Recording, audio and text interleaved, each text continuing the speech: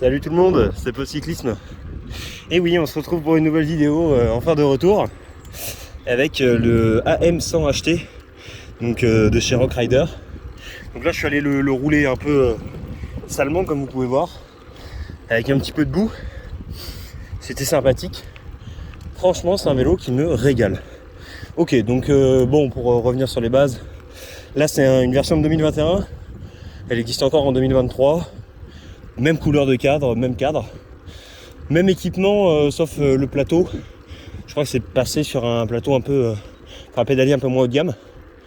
Sinon, là sur celui-là, vous retrouvez un Shimano Deore avec un plateau de 30 dents à l'avant et à l'arrière une cassette 1151. Ça fait largement le taf.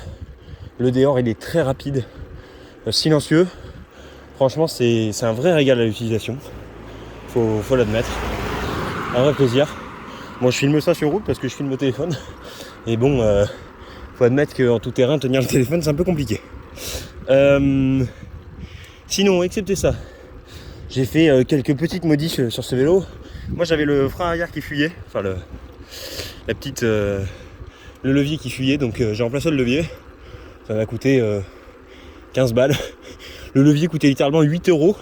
Après c'est le liquide qui m'a coûté 6. Et bon, après j'avais l'équipement derrière, mais je pense qu'il y en a pour 25-30 € s'il faut acheter le petit entonnoir qui va bien, etc. Comme vous pouvez voir, il y a un support de GPS intégré. Donc là j'ai mis mon petit Garmin. C'est bien parce qu'il est vachement bien protégé. Vous voyez, il est un peu derrière tout. Et du coup le guidon protégera toujours votre GPS. Donc ça c'est cool quand même. Sinon c'est un cadre alu.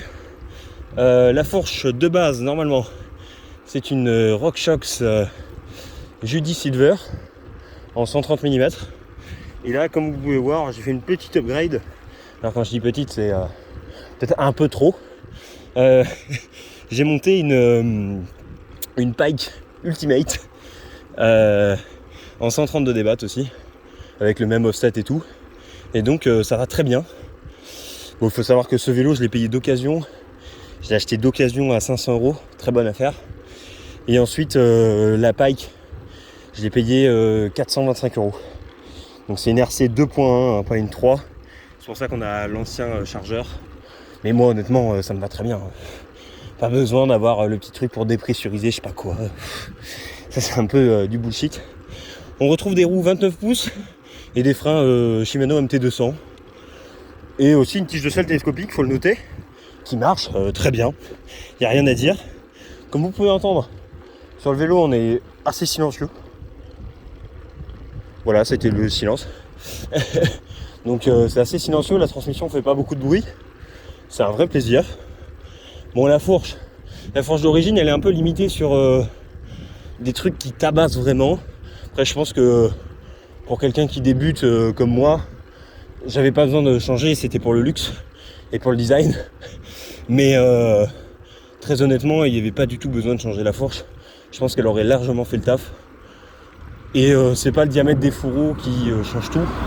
Parce que oui, effectivement, la Silver, je crois que c'est des fourreaux de 30 mm de diamètre. Là, c'est du 35, donc on se dit, ouais, c'est plus rigide, c'est mieux. La réalité, c'est que j'ai roulé avec un cross-country, avec une RockShox Reba à l'avant, sur énormément de terrain. Je suis pas très fort, donc je fracasse bien les vélos dans les ornières et tout. Il n'y a jamais eu aucun souci, j'ai pas de plié de fourche, quoi. Pas plié de cadre non plus. Enfin bref, voilà quoi. Globalement, y a peu de choses à lui reprocher. Un petit truc, quand vous vous mettez en danseuse, des fois le boîtier de pédalier craque un peu. Est-ce que c'est un manque de soutien de ma part? Je sais pas. Est-ce que c'est le fait qu'il soit d'occasion? Je sais pas. Mais sinon, là ça craque pas, hein, vous voyez. C'est vraiment juste, quand on se met en danseuse, je vais essayer de le faire. Ouais, bon, il y a un petit bruit, je sais pas si vous avez entendu, parce que le micro est pas parfait non plus. Mais bon, globalement, j'ai changé aussi les pédales. Hop, je vous montre ça en montée, c'est un peu bête. Je vais m'arrêter pour vous montrer. J'ai mis des SB3 Unicolor 2 pour avoir exactement la même couleur que la fourche, donc ce petit gris magnésium.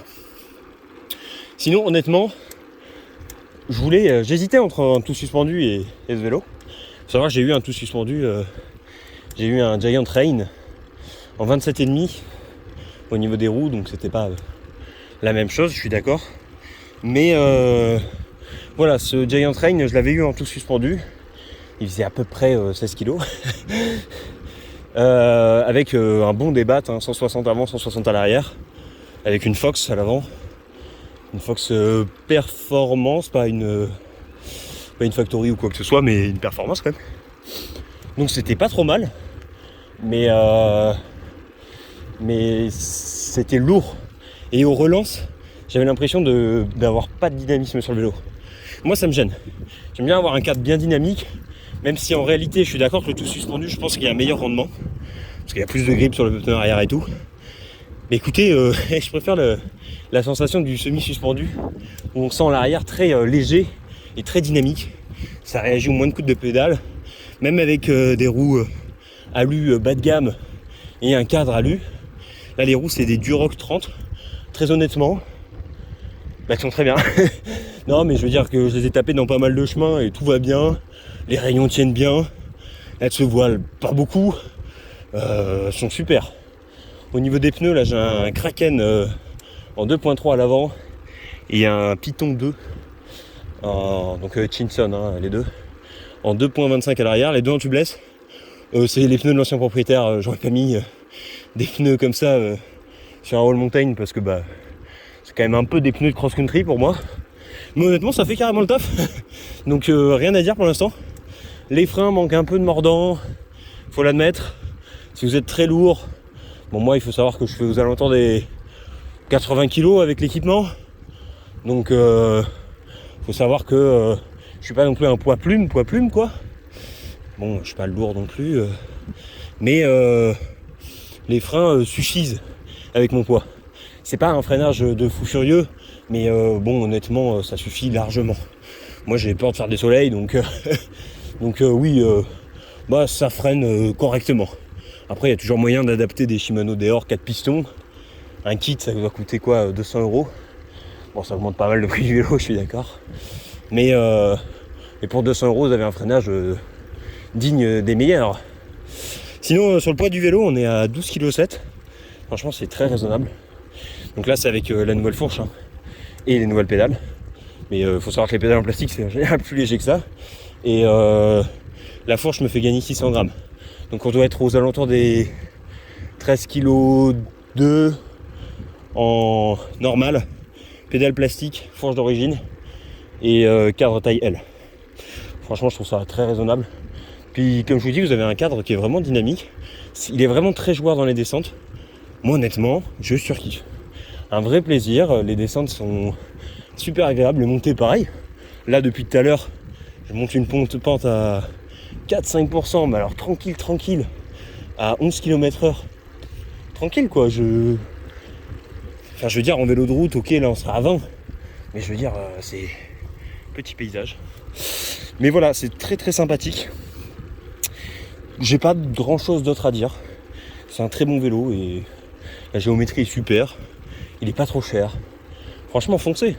Après si vous faites plus de 100 kg, je pense que ce serait peut-être limite un peu sur la fourche, qui va avoir tendance à un peu plier. Donc là peut-être acheter une meilleure fourche. Regardez d'occasion, moi je l'ai acheté d'occasion, la mienne bien sûr. Je peux acheter 5000 €. Mais ouais regardez d'occasion, je pense qu'une petite RockShox Révélation ou quoi, ça doit pas coûter trop cher. Et ça sera un peu meilleur que la fourche d'origine. Après elle est pas mauvaise la fourche d'origine. J'ai déjà vu des gens qui faisaient des beaux sauts avec. Bon en tout cas, je vous laisse. J'espère vous retrouver dans une vidéo dans pas trop longtemps, mais ça devrait le faire. Vu que j'avais prévu de présenter mon petit cross-country après. Voilà. Et puis passez une bonne soirée et bon ride à vous.